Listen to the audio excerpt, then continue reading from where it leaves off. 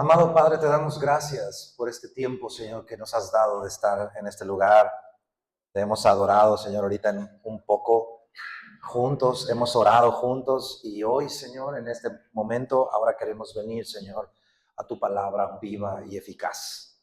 Señor, dice tu palabra, Señor, que es como una espada que penetra nuestra alma, parte nuestra mente, nuestros pensamientos, nuestras emociones y discierne incluso las intenciones del corazón. Qué increíble poder, Señor.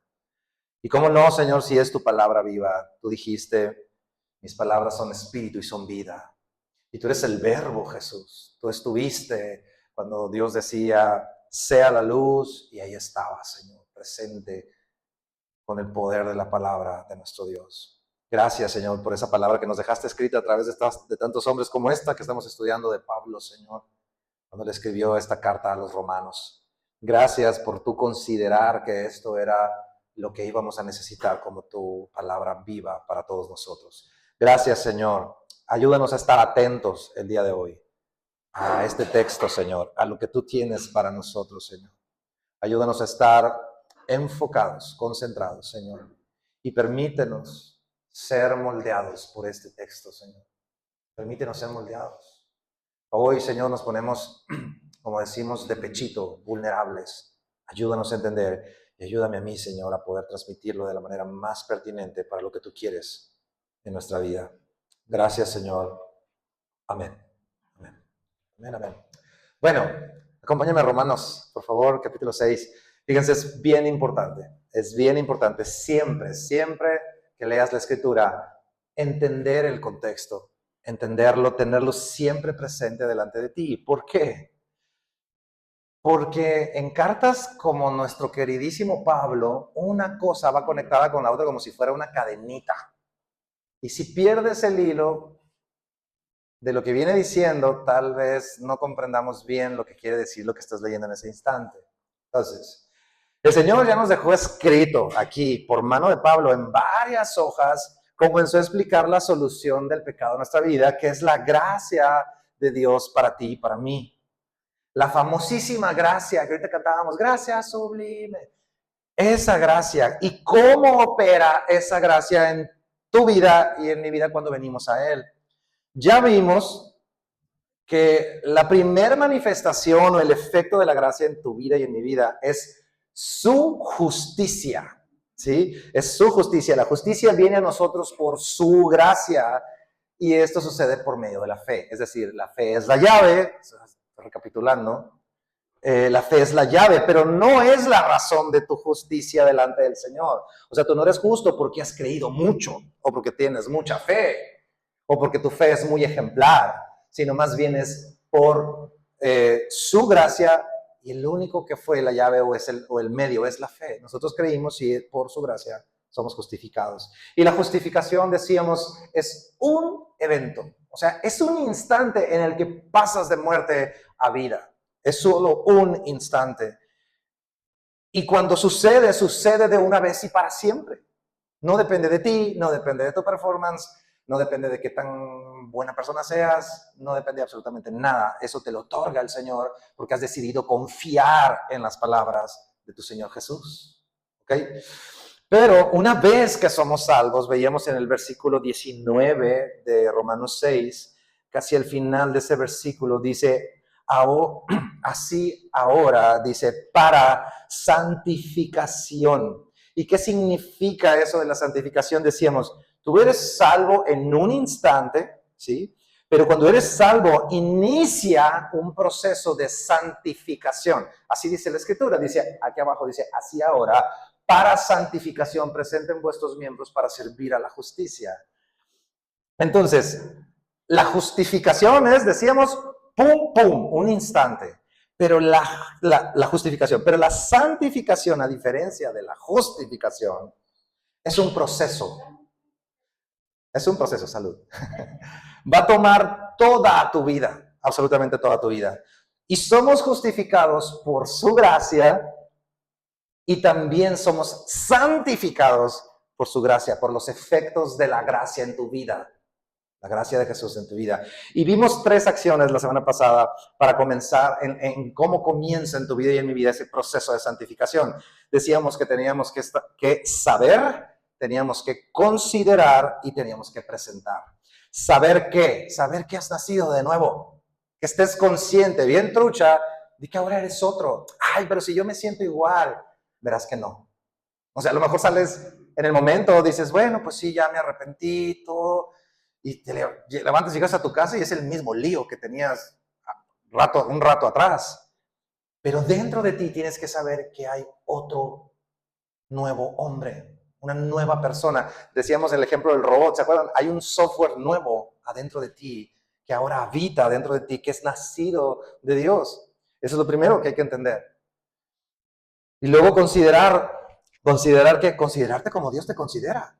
¿Y cómo me considera Dios? Decíamos que Dios nos considera muertos al pecado. Oye, pero no, espérame, o sea, ¿a poco así nomás? Porque sí, Dios hizo morir tu vida, tu viejo hombre, al pecado, y ahora estás vivo para su justicia. Cuando tú consideras eso en tu vida, entonces se detona, es como se va detonando ese proceso de santificación. Y luego terminaba Pablo diciendo, y ¿presenta qué? Presenta tu cuerpo. Presenta ese cuerpo que tienes, ese robot, siguiendo esa analogía. Ahora, preséntaselo al Señor, no al pecado otra vez. Hay un versículo que Pablo dice, baste ya el tiempo que tuviste antes para hacer todo lo que te daba tu gana. ¿Sí? Porque ya pasó ese tiempo, ya no eres de ese tipo. ¿Por qué? Porque ya no eres un esclavo. Y quisiera que hiciéramos una aclaración, porque si ustedes se fijan, cuando empezó Romanos 6, al principio, si se fijan, empieza con una pregunta, y Pablo va haciendo preguntas para ir escarbando profundo. Y el versículo 6.1 dice, ¿qué pues diremos? ¿Perseveraremos en el pecado para que la gracia abunde? Y luego si te vas al versículo 15, dice Pablo, ¿qué pues pecaremos porque no estamos bajo la ley, sino bajo la gracia? En ninguna manera. Entonces, son 2 preguntas y Pablo está haciendo una diferencia bien importante y diferenciadora en nuestra vida. ¿Cuál es? Que en tu vida hay pecado habitual, había pecado habitual. ¿Qué significa pecado habitual? Que era un hábito. ¿Por qué era un hábito? Porque estabas esclavo. ¿Sí? Y hay un pecado eventual cuando ya conoces al Señor. El pecado habitual, como les digo, es que ya estabas ahí ciclado, ¿no? Había un pecado habitual. Es como si la pregunta de Romanos 6.1 dice, ¿por qué? Es como si Pablo le dijera, ¿por qué no continuamos con el pecado habitual para que la gracia sobreabunde? Porque pues, sí, había mucho pecado y su gracia sobreabundó. Y Pablo ya lo dejó claro. ¿Por qué? Porque cuando somos salvos, cuando nuestros pecados son perdonados y la gracia de Dios se ha extendido a tu vida, eres o somos cambiados radicalmente. La persona que estaba adentro de ti ya no existe. Una vez a una señora la incriminaron, era predicadora, y le dijeron, ay, jajaja, sí, tú, alguien de ahí del público, sí, yo te conozco. Sí, antes hacías esto y esto y esto y esto y esto, y engañabas y no sé qué, y robabas. Y pues imagínense ahí la pena delante de todo el mundo, y le dijo, me encantó que la persona dijo, sí, es cierto. Pero ¿sabes qué? Esa persona que estás describiendo está muerta. ¿Cómo que está muerta? Ya no existe. Porque Dios me hizo nacer de nuevo. ¿No? Me encantó esa parte. Porque eres cambiado. El viejo hombre murió y el nuevo hombre ahora vive. Entonces, a la luz de estos cambios extraordinarios en ti y en mi vida, si te fijas, usando la lógica, es absolutamente incompatible que alguien que ha nacido de nuevo se siga sintiendo cómodo con el pecado habitual. Sí, claro, antes teníamos hábito. Por eso Spurgeon decía, la gracia que no cambia mi vida es una gracia que no ha salvado tu alma. O sea, no ha habido salvación realmente si no hay un cambio que se note. Juan el apóstol en Primera de Juan, acompáñame, Primera de Juan capítulo 3, versículo 6, dice la misma idea, pero de otra manera. Mira cómo dice Primera de Juan 3, verso 6. Dice, todo aquel que permanece en él, ¿qué pasa? Es Primera de Juan, chica. Primera de Juan 3, versículo 6, dice, todo aquel que permanece en él no peca. ¡Wow! ¿Cómo que no peca? Sí, no peca, lo que decíamos la semana pasada. Todo aquel que peca no le ha visto ni le ha conocido. Uy, pero a ver, no, por eso estamos haciendo la diferenciación entre pecado de hábito y pecado que a veces pasa, ¿no? Juan se está refiriendo al pecado habitual. Dice, todo aquel que peca no le ha visto ni le ha conocido. Versículo 9 de ahí mismo. Todo aquel que es nacido de Dios, ¿qué pasa? No practica el pecado porque la simiente de Dios permanece en él y no puede pecar porque es nacido de Dios. Es eso, el pecado de hábito. ¿Ok? El pecado de hábito. Entonces, cuando tú y yo conocemos al Señor, puede ser que los cambios no lleguen todos de sopetón al mismo tiempo. ¿Sí? Puede que no lleguen a cada área de tu vida al mismo tiempo. Por eso de repente nos toca ver a ti y a mí, y no te extrañe ver gente en Semilla que de repente vienen y todavía fuman, o todavía de repente se avientan una de esas coloradas cuando platicas con ellos, o de repente ves evidentemente que se molestan y hacen unas pavientas. ¿Por qué? Porque en realidad puede ser que no todos los cambios llegan a tu vida en un instante, y no debe de preocuparnos eso. Y decir, ¡ah, pero mira, fíjate que... No murmuremos, ¿sí? ¿Por qué? Porque los cambios, eso sí, van a llegar y van a ser reales y en tu vida y en mi vida deben de irse incrementando conforme pasa el tiempo, ¿no? Ahora, en Romanos 6:14, volviendo a Romanos, quiero retomar algo desde ese último verso que vimos la semana pasada, porque tiene algo importante que quisiera aclarar, ¿no? Antes de seguir desmenuzando lo que sigue. Dice el versículo de 6:14. Porque el pecado, dice, no se enseñoreará de vosotros, pues no estás bajo la ley, sino bajo la gracia. Déjame aclararte algo. Antes de Cristo, para los judíos, la ley lo era todo. Era la manera, la forma de estar bien con Dios, la ley, ¿no? Era el camino hacia la aprobación de Dios para tu vida y para la vida eterna. Y entonces todo mundo aplicaba la ley. Ya vimos en Romanos 1, 2, 3, 4 que es inefectiva realmente. Lo único que objetivo era que pudiéramos ver nuestra incompetencia de cumplirla. Tus esfuerzos y mis esfuerzos sobre la ley no alcanzan. Ahora sí, mi amor, te voy a ser fiel. No se puede. No se puede. ¿Sí? Pero Pablo, en este verso, al decir, antes estaban bajo la ley, pero ahora están bajo la gracia de Cristo, lo que nos está tratando de transmitir el Señor es que ahora, a la luz de esta vida en Cristo, de este nuevo pacto, por la fe, no estás ahora bajo la ley, sino bajo la gracia.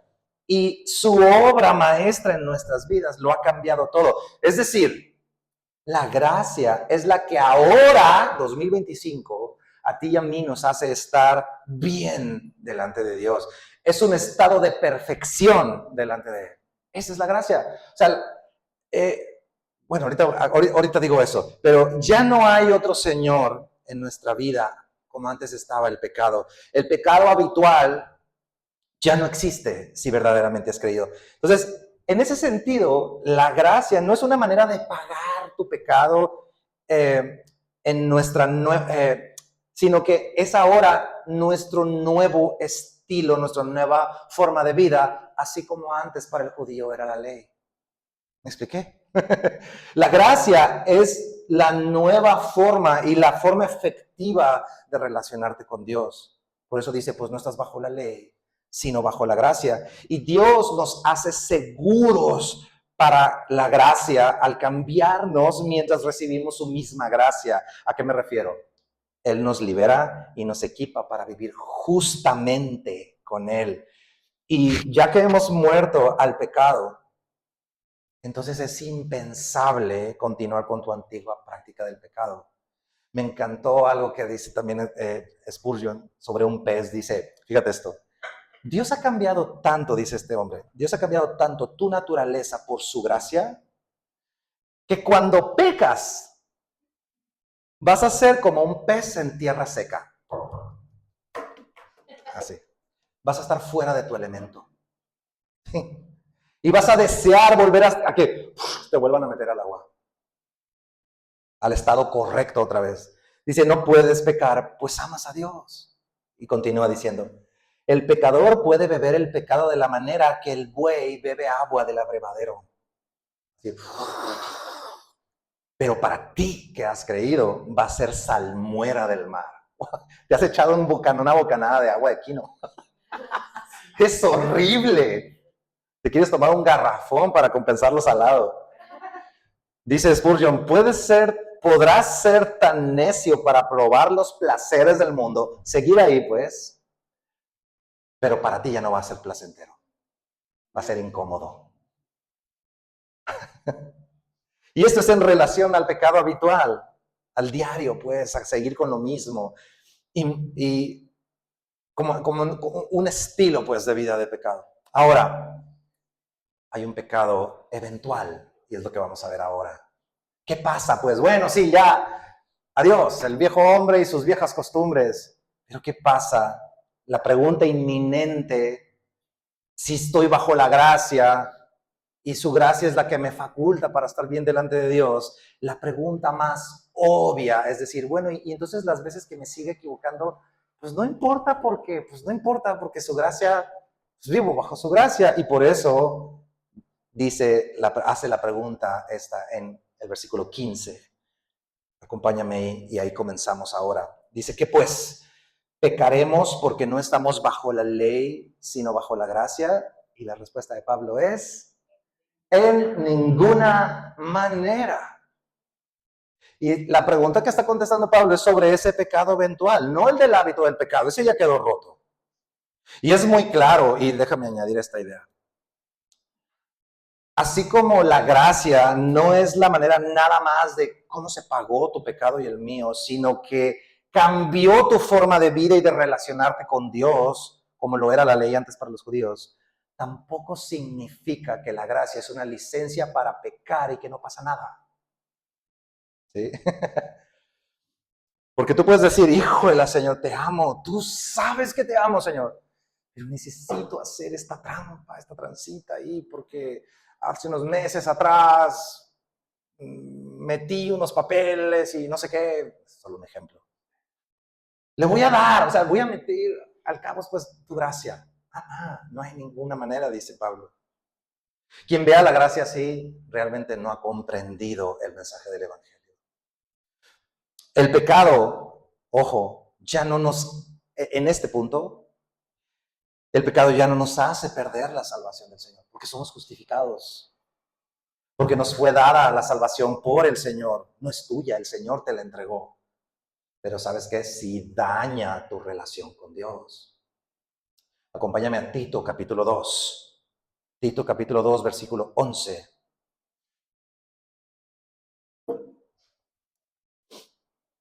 Dice, porque la gracia de Dios se ha manifestado para salvación. Fíjate esto, está hablando de la gracia, ¿no? Porque la gracia de Dios se ha manifestado para salvación a todos los hombres. Y mira lo que hace la gracia, enseñándonos que renunciando a la impiedad y a los deseos mundanos, vivamos en este siglo sobria, justa y piadosamente, aguardando la esperanza bienaventurada y la manifestación gloriosa de nuestro gran Dios y Salvador Jesucristo. Fíjate, la gracia a nosotros se nos ha manifestado. Y dice en el versículo 12, enseñándonos. ¿Qué significa enseñándonos? Significa que la gracia no es nada más como decíamos, como algo que sucedió y que nos da como una cierta licencia y no pasa nada, sino así como lo recibía, chido, gracias Señor, gracias que ya voy al cielo. Sino que nos enseña esa gracia. ¿Qué nos enseña? Un nuevo estilo de vida. Otro estilo de vida. Antes vivías así, ahora vas a vivir acá. El software hace que el robot se mueva de otro criterio. Y luego dice en el 12, enseñándonos ¿qué es lo primero que nos enseña? A renunciar. Oh, tiene que haber renuncia. Claro que tiene que haber una renuncia. Antes tenías otro amo, el pecado.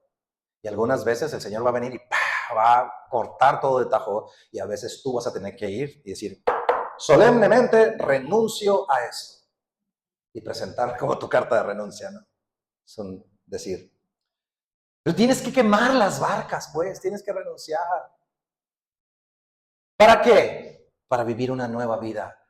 ¿Basada en qué? Dice, renunciando a la impiedad, a los deseos mundanos, para que vivamos en este siglo de 3 maneras. Ahí está el estilo de vida. Versículo 12 al final. Dice, sobriamente, justamente y piadosamente. ¿Qué significa vivir con sobriedad ahora? Pues mira, en primer lugar, antes vivíamos sin sobriedad. Vivíamos así como que, pues vamos, como una vez fui al boliche con mis hijas y pusimos los tapacanales. Y entonces, ¡fum! Ahí va la bola y tum, tum, tum, tum, y ¡pras! Y tumbaba un pino. Porque le daba en la pura esquinita de acá. Y a mí también me ha pasado. O si no, no le das a ni uno, se va al canal en el último cachito. Y así estábamos tú y yo en esta vida. Íbamos pum, pum, dando tumbos, siendo reactivos. No sé si te suena que un estilo de vida así como que, ay, sorry, es que no supe, es que me equivoqué, es que pasó, es que no sabía. ¿Te suena? Esa era la vida que llevábamos antes, siendo reactivos, contemplando cómo se nos desmoronaba todo. ¿Sí? Pero ahora en Cristo estamos conscientes. Y dice Pablo, vive sobriamente. ¿Qué significa vivir sobriamente? Que ahora estás consciente de lo que está pasando, tiene un sentido tu vida y vas sobre un nuevo sistema de valores y de principios y ya no entendemos que ya no somos un ser vivo X, sino que tenemos un propósito en él, que sabes que fuiste comprado por precio de sangre y que Dios te ha dado un propósito claro para tu vida en esta tierra y más que en esta tierra, un propósito eterno que es estar con él. Y eso hace que cuando vives tu vida dices, oye, espérame, reconsideras las cosas, te vuelves un poquito más crítico y dices, no, yo creo que eso no. Y luego no entiendes y vas y pides consejo o vas a la palabra y el Señor te habla y te dice, ok, no, pues ahí no me meto. Ya vi que la Biblia dice que no, ¿no? Eso es vivir con sobriedad. Ahora, justamente, ¿qué significa vivir como justo? Gustavo, no que no hay justo ni a un uno. No, error, mal aplicado. No está correctamente aplicado ese pensamiento. A lo que se refiere vivir con justamente es vivir en su justicia. Y ahora que somos libres en su justicia, somos libres para vivir vidas justas. Antes no podías. No tenías opción. Como eras esclavo del pecado, decías, a ver, o robo o miento. Lo único que tenías poder de elegir era entre la porquería, ¿sí? O robo, o miento, o engaño. No, pues no voy a decir mentiras, pero lo voy a engañar con esto.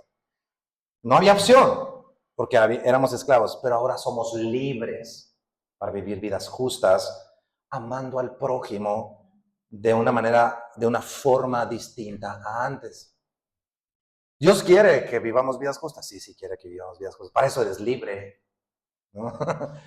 Y luego dice piadosamente. ¿Qué es piadosamente? Mira, sobriamente es en tu conciencia. Es algo que apela a tu conciencia y a la mía.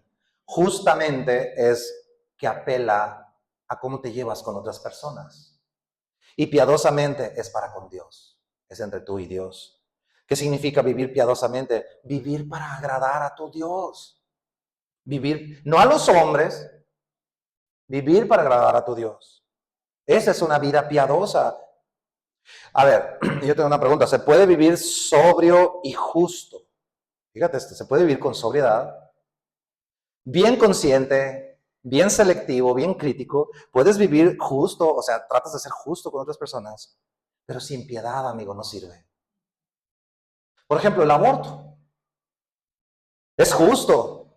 Hasta leyes hay que favorecen y permiten hoy en día los abortos. Y tú puedes decir, a ver, seamos sobrios. ¿Estuvo planeado? No, no estuvo planeado. ¿Voy a poder mantenerlo? No, no voy a poder mantenerlo.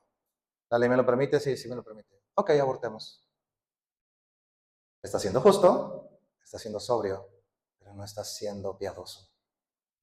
Y entonces va la persona con todas las de la ley a destripar un ser humano que está creciendo en su interior. Entonces de nada sirve una vida sin piedad. sino vivir para agradar al Señor. Ahora, volviendo al tema de Romanos 6, por favor. Pablo, entonces, habiendo aclarado esta pregunta que hizo en el versículo 15, nos va a hablar en los versículos siguientes de 3 efectos de la gracia en tu vida ya caminando en Cristo.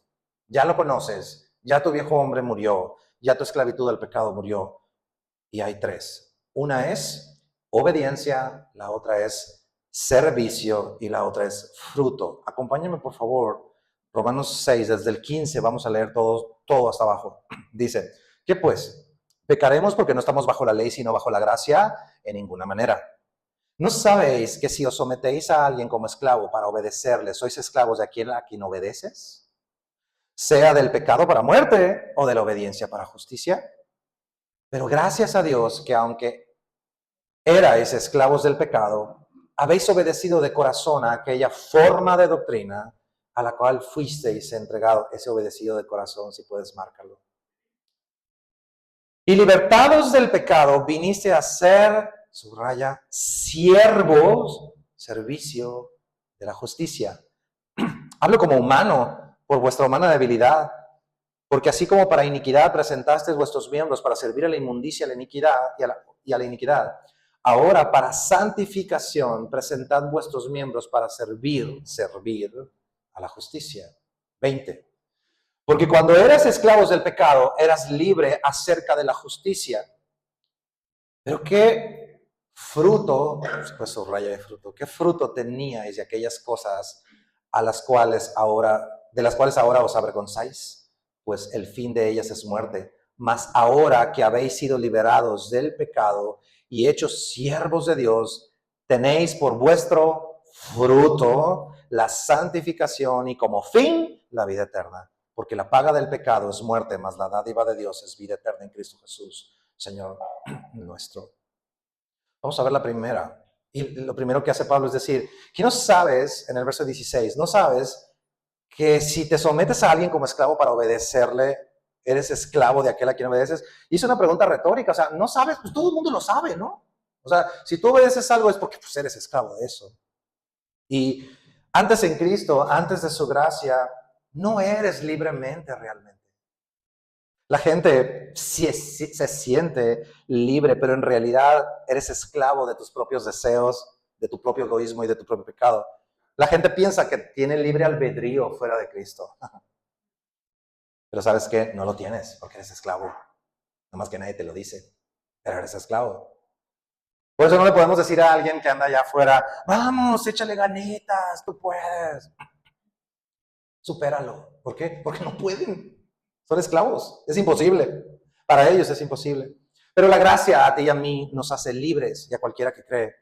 Jesús dijo, si el Hijo os libertare, seréis verdaderamente libres. Y la pregunta es, ¿libre para qué? ¿Libre para qué? ¿Para hacer lo que te venga en gana a ti y a mí? No, como lo que decíamos ahorita, la gracia no es licencia para hacer lo que se nos da la gana. Al cabo es que no pasa nada. No, ¿por qué? Porque originalmente, nunca olvidemos esto, fuimos creados, existimos tú y yo aquí para vivir en comunión con Dios. Para eso fuiste creado. No fuiste para ser un gran empresario, creado para ser un gran empresario, un hombre exitoso. No, el propósito original es vivir en comunión con Dios. Eres exitoso, el Señor te ha permitido experimentar éxito en esta tierra. Qué bueno, gloria a Dios.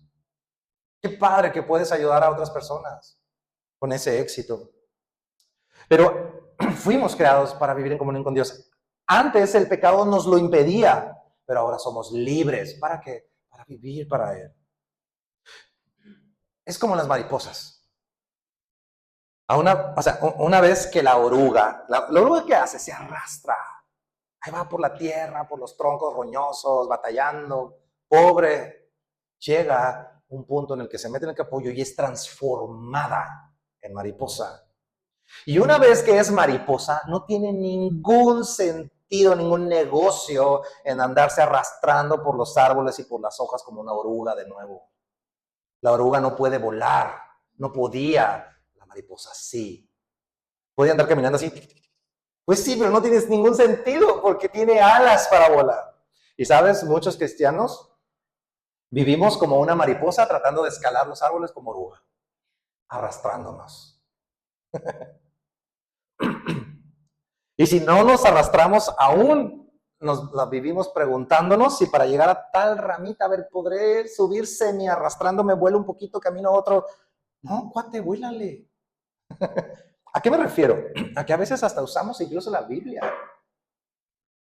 Y en este plano de vivir una vida, una nueva vida así en este estilo de la gracia, nos hacemos preguntas, a ver, todo me es lícito, dice ahí en la Biblia, todo me es lícito. Entonces, ¿podré hacer esto o no lo puedo hacer? Entonces la Biblia no dice, no es clara, como tratando de justificar el pecado.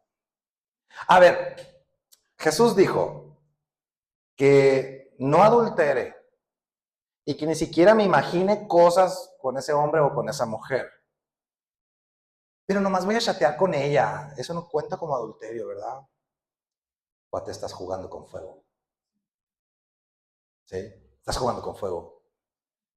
Y es peligroso para tu vida. Y es terrible a la vez que un cristiano quiera vivir una vida de esa forma.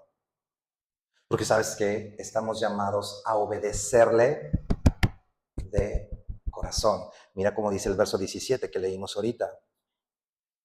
Dice, pero gracias a Dios que aunque erais esclavos del pecado, habéis obedecido, ¿cómo? De corazón. Has obedecido de corazón. Eso significa que ya ni tú y yo, cuando hemos obedecido de corazón, ya no ni siquiera entramos en una discusión interna de si será, si no será, sino que incluso me quito de todo posible riesgo de alejarme de él. Mejor me quito de ahí, me alejo. Volviendo al ejemplo de la chateada, cierro el chat y hasta le digo, es más, ¿sabes qué? Voy a ir a pasear con el amor de mi vida, adiós, que te vaya bien, cierro la sesión, cancelo la cuenta e incluso la bloqueo. ¿Por qué? Porque no, ni siquiera me voy a arriesgar. Pues, ¿para qué me arriesgo? ¿Con qué finalidad, Gustavo? ¿Por qué tan drástico? Todo por agradar a mi maestro. Punto. Punto. O sea, estoy tan agradecido que haré lo que sea, así sea arrastrarme por el suelo. Venderlo todo para quedarme con el tesoro escondido. Jesús dijo una parábola. Dijo, el reino de los cielos es semejante a un tesoro escondido en un campo, que al encontrarlo un hombre, por andar excavando, lo vuelve a esconder y de alegría, por ello va, vende todo lo que tiene por comprar ese terreno y quedarse con ese tesoro escondido. Compra aquel campo. ¿Y por qué vendes todo? ¡Qué drástico! Sí, claro, drástico. ¿Por qué renuncias a todo? Porque amo mi nuevo tesoro, Jesucristo. Entonces, si echamos y le echamos coco, no es a fuerzas. ¿Te fijas que no es a fuerzas? Lo haces por gusto, lo haces por amor, lo haces porque es una respuesta a su gracia, es un efecto de su gracia. ¿Me explico?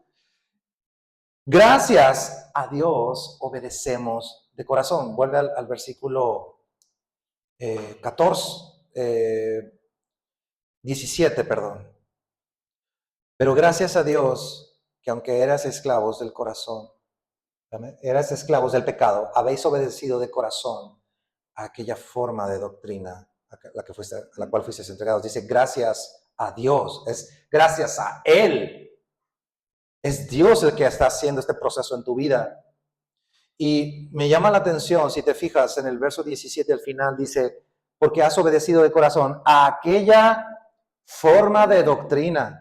No nomás está diciendo, es que obedeciste esa doctrina. No, la escritura dice, has obedecido una forma de doctrina. Y esa palabra forma es una palabra que tiene connotación de un tipo, un molde, un patrón. Esto significa que tú y yo hemos obedecido no algo que nos contaron, sino una forma, un estilo de vida, un patrón completamente diferente. ¿Cuál? La forma bíblica. la forma bíblica. O sea, tu vida y mi vida en Cristo ahora obedecen a un nuevo patrón, un nuevo molde. Y tu vida y mi vida se van a amoldar a ese estilo de vida. Y quiero hacerte una pregunta para que medites en ella el día de hoy. ¿Qué forma tiene tu vida hoy? Si estamos creyendo un nuevo estilo de vida, una nueva forma, un nuevo molde, ¿qué forma tiene tu vida el día de hoy? Te voy a hacer otra pregunta.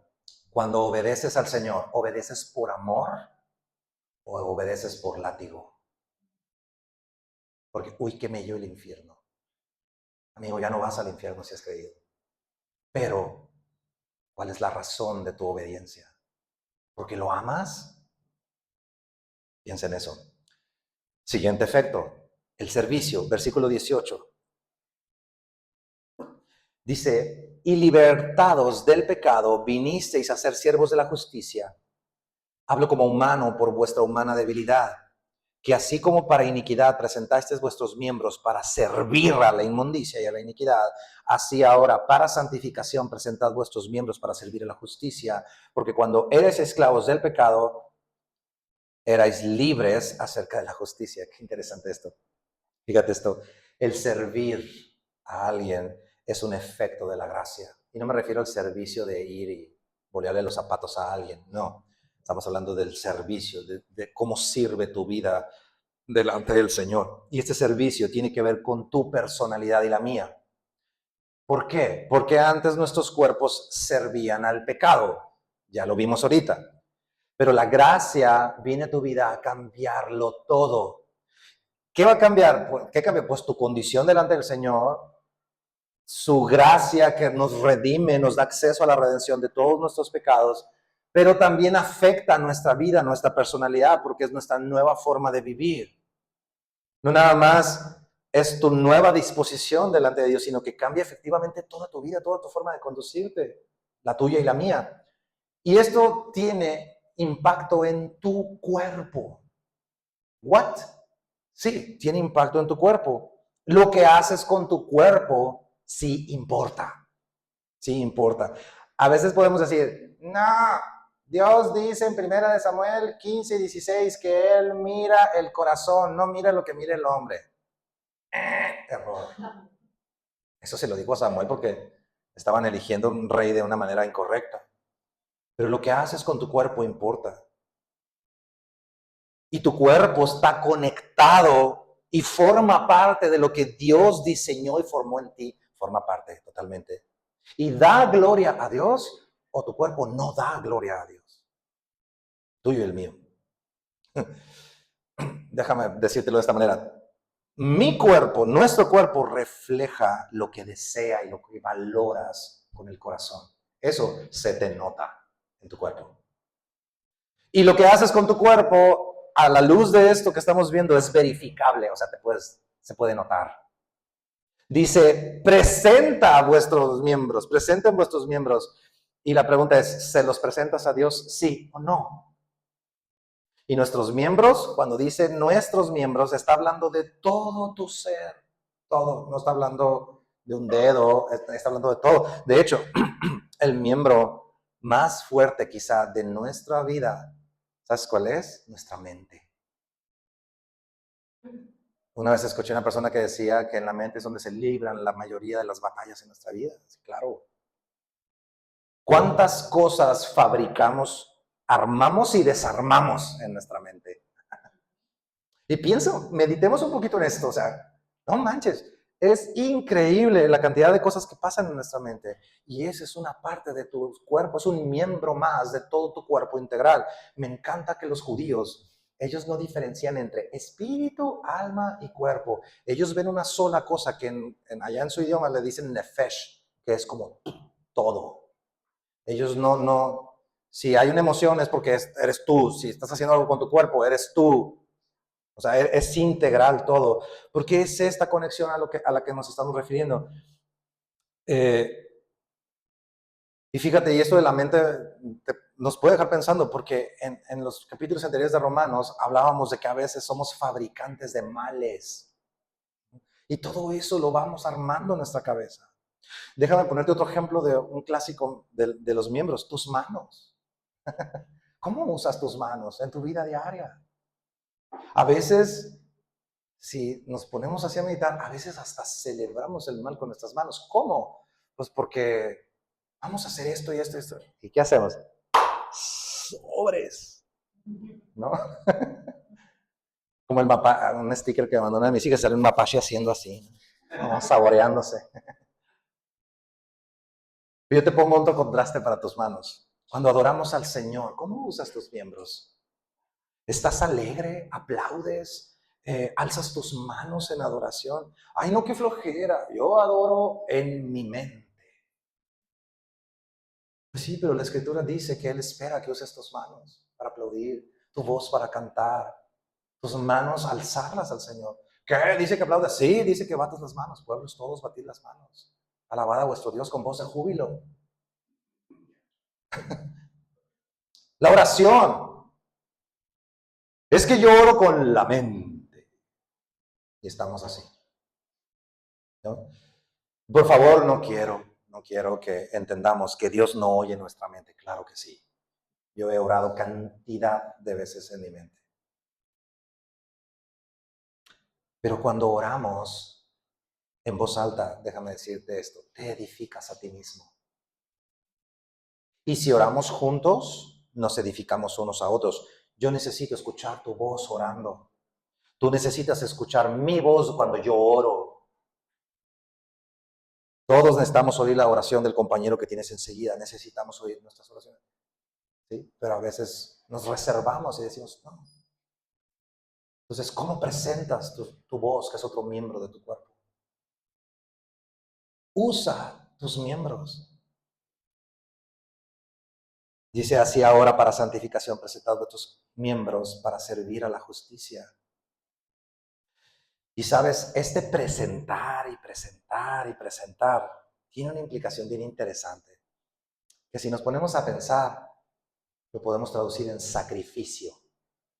¿Por qué? Porque el sacrificio es un compromiso que haces, aunque no esté en tu plan original. Y déjame ponértelo como era antes y cómo puede ser ahora. Antes, ¿cuántas veces, piensa esto, te sacrificaste? Antes, ¿no? Aunque no lo tuvieras ni planificado. Borrachera el viernes a las 10. No tengo ni para comer. Y quién sabe qué hacías, cómo te sacrificabas y pagabas. Y te ponías. Y no traías ganas de desvelarte, pero te aguantabas y te quedabas. Lo bailado ni quien me lo quite. ¿No? Y lo hacías con gusto y pagabas y sacabas el billete. O sea, había un compromiso, era perseverancia. Y de repente ahora, cuando estamos en Cristo, decimos, uy, me tengo que levantar el domingo más temprano, porque... sí, tienes que reflejar eso acá ahora en Cristo. Es un sacrificio. No soy muy dado a orar en voz alta. Pues ora en voz alta, no importa. Son solo ejemplos. Mi invitación es, medita qué estás haciendo con tu cuerpo. Y déjame, ahí te van unas preguntas para que pienses y medites al respecto. Te hago esta pregunta. ¿Cómo estarías hoy, espiritualmente hablando, si sirvieras a Dios así como le hacías antes cuando servías al pecado?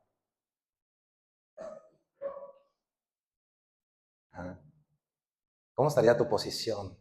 Bueno, tu posición no cambia. ¿Cómo estaría tu vida hoy delante del Señor? Si espiritualmente, si sirvieras a Dios con tu cuerpo, con todo tu ser, así como antes perseverabas en lo anterior. Es muy triste tener que rogarle a un cristiano que se congregue. ¿Por qué? ¿No?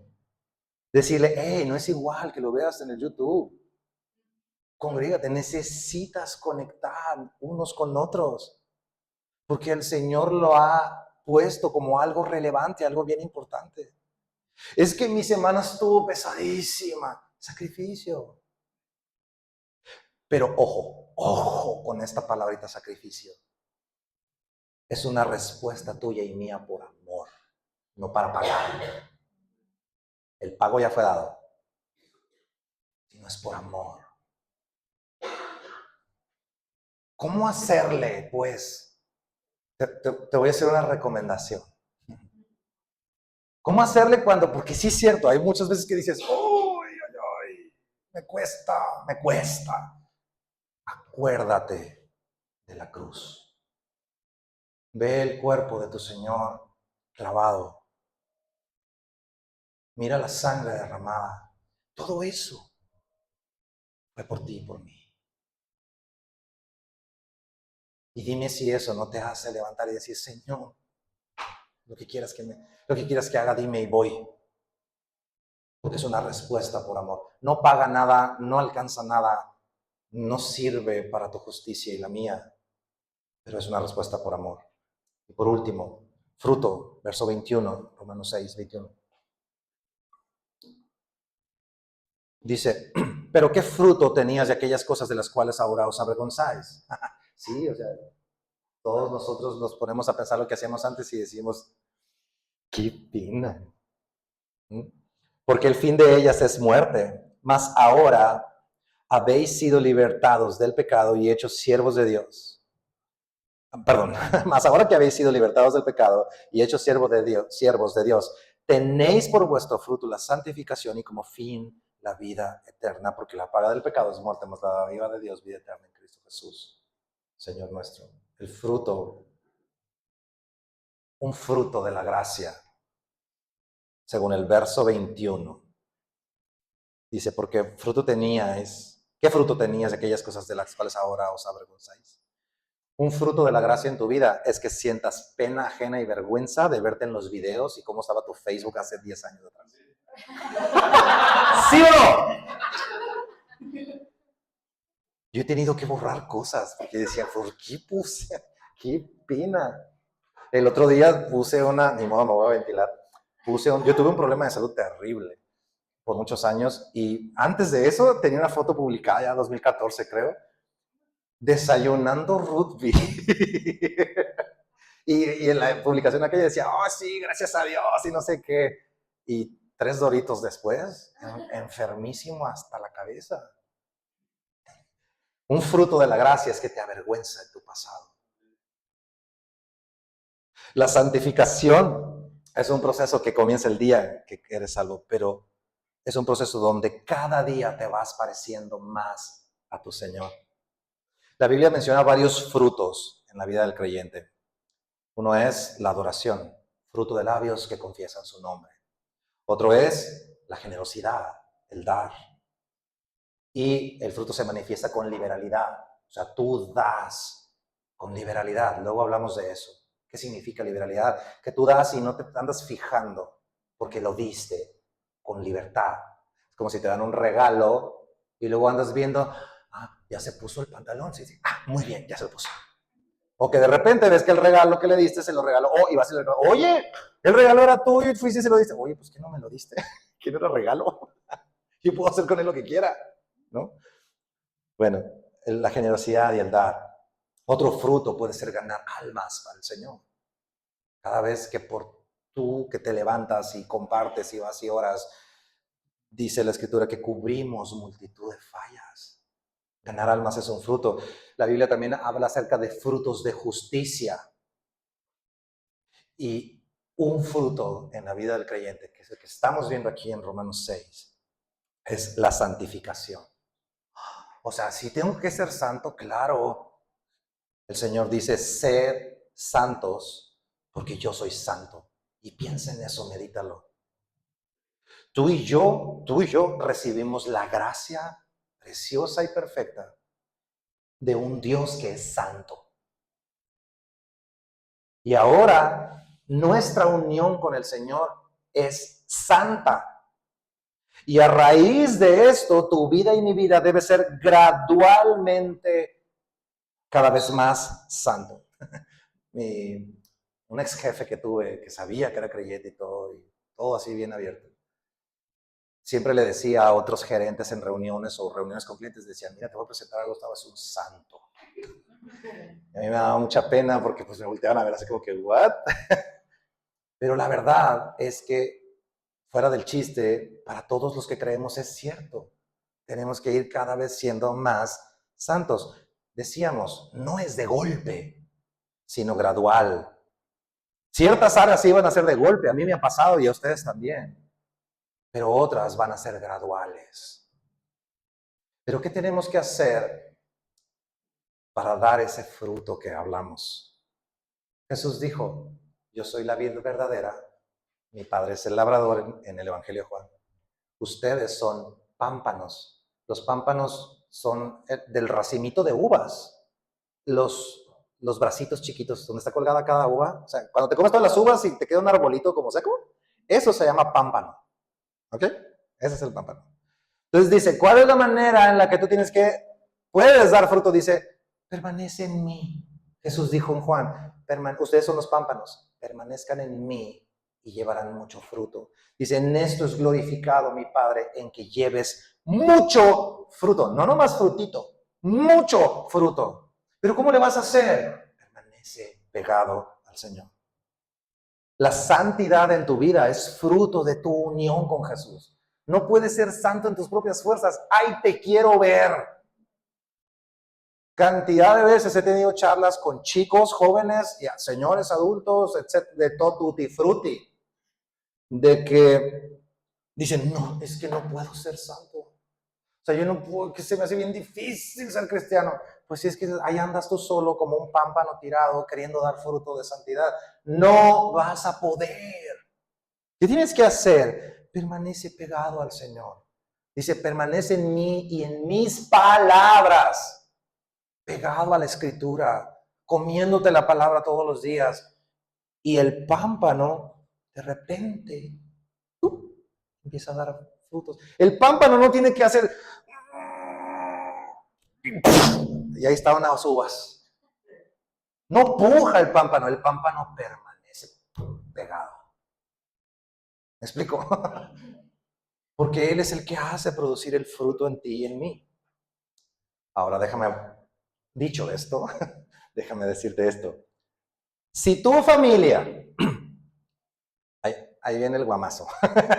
Si tu familia, esposa, hijos, perro, gato, lo que tengas en casa, no son más felices ahora que sigues a Cristo, cuestiona y medita tu comunión con Dios. Si tu familia no es más feliz ahora que sigues a Cristo, algo está mal. Tu perro se debe levantar en las mañanas y decir, ¡uy, gracias Señor, porque se hizo cristiano! Me cuida mejor. Entonces, volviendo al punto del pecado eventual, ¿cómo vas a luchar con esas cosas que son difíciles, esas costumbres que tienes todavía difíciles? Permanece en Cristo, permanece en su palabra, permanece aprendiendo con Él. El pámpano no se esfuerza ni puja por dar fruto, el fruto sale solo. Y acompáñame a Lucas 6. Fíjate cómo Jesucristo no deja ningún cabo suelto al respecto. Lucas 6:43. Qué impresión. Dice, no es buen árbol el que da frutos malos, ni árbol malo el que da buen fruto. Porque cada árbol se conoce por su fruto. Pues no se cosechan higos de los espinos, ni de las zarzas se vendimian uvas. Obvio, ¿no? Ahora viene el remate. El hombre bueno, del buen tesoro, ¿de dónde? De su corazón, saca lo bueno, y el hombre malo, del mal tesoro, ¿de dónde? De su corazón, saca lo malo. Porque de la abundancia del corazón habla la boca y chatean los dedos. Porque ahora hablamos mucho sin hablar, ¿no? Y entonces Jesús remata en el 46, aunque en tu Biblia esté dividido en otro párrafo. Pero imagínate que es una conversación lineal, pues. Entonces Jesús dice, ¿por qué me llamas entonces, Señor, Señor, y no haces lo que yo digo? Rayos. Es muy interesante cuando la Biblia le quitas la estructura esa que tiene ahí impresa.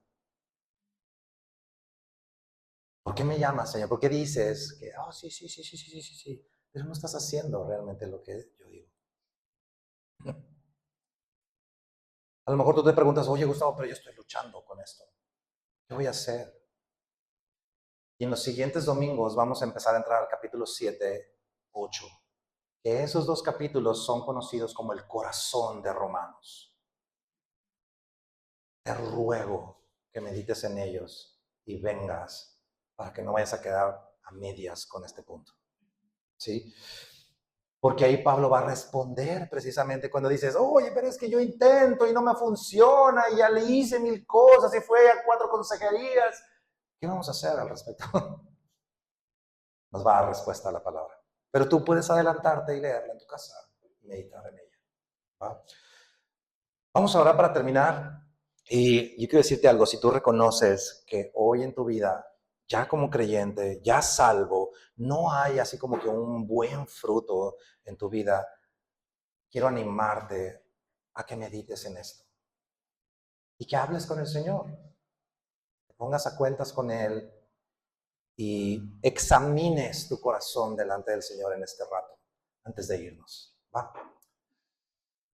Amado Dios, gracias te damos por este tiempo, Señor.